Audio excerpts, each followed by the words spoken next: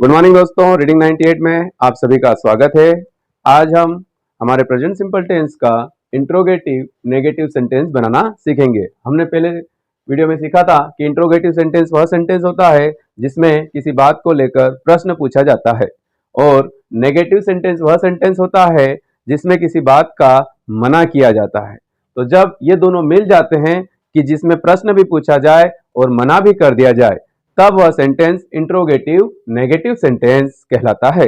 Example के लिए हम समझें कि अगर हम कहें क्या मैं बाजार नहीं जाता हूं, क्या आप खाना नहीं खाते हैं, क्या हम होमवर्क नहीं करते हैं, क्या कविता गीत नहीं गाती है, तो जब प्रश्न भी पूछा जाए और मना भी कर दिया जाए, तब हम ऐसे प्रश्नों को इंट्रोगेटिव प्लस नेगेटिव की कैटेगरी में रखते हैं। यह सेंटेंस का आखिरी टाइप है, आखिरी प्रकार है।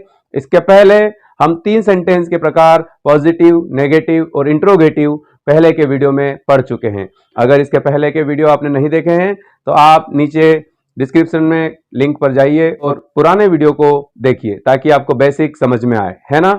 चलिए, तो अब हम शुरुआत करते हैं। आज का हमारा topic interrogative plus negative sentence समझेंगे।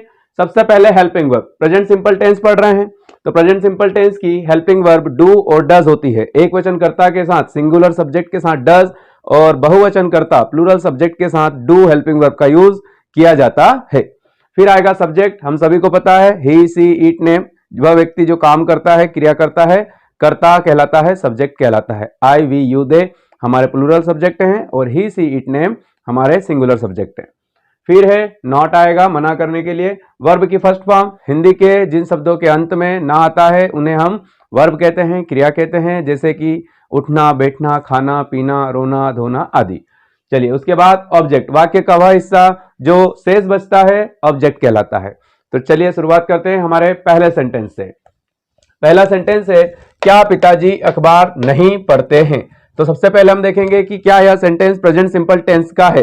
तो जब भी हम किसी सेंटेंस का हिंदी से अंग्रेजी में अनुवाद करेंगे तो हम सबसे पहले उसका टेंस पहचानेंगे। तो इसमें देखेंगे सबसे पहले हिंदी के पहचान ता ती ते के बाद हे हूं हो आना चाहिए, तब वह वाक्य प्रेजेंट सिंपल टेंस का होगा। तो यह वाक्य बिल्कुल प्रेजेंट सिंपल टेंस का है।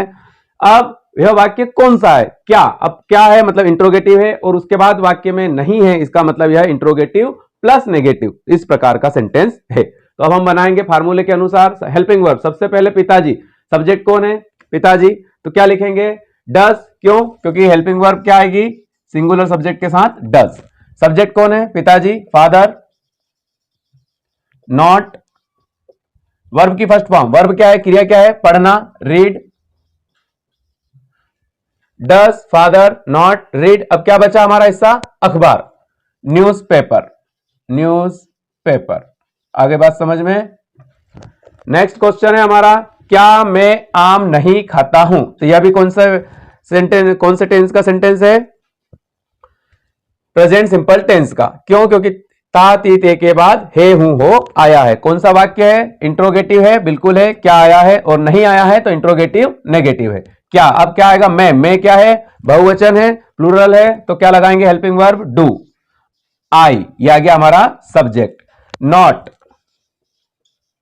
वर्ब की फर्स्ट फॉर्म क्या है, वर्ब खाना, ईट, या आप टेक भी लगा सकते हैं। क्या आएगा इसके बाद में, ऑब्जेक्ट, क्या बचा, आम, डू आई नॉट ईट या do I not take mango, और क्वेश्चन मार्क।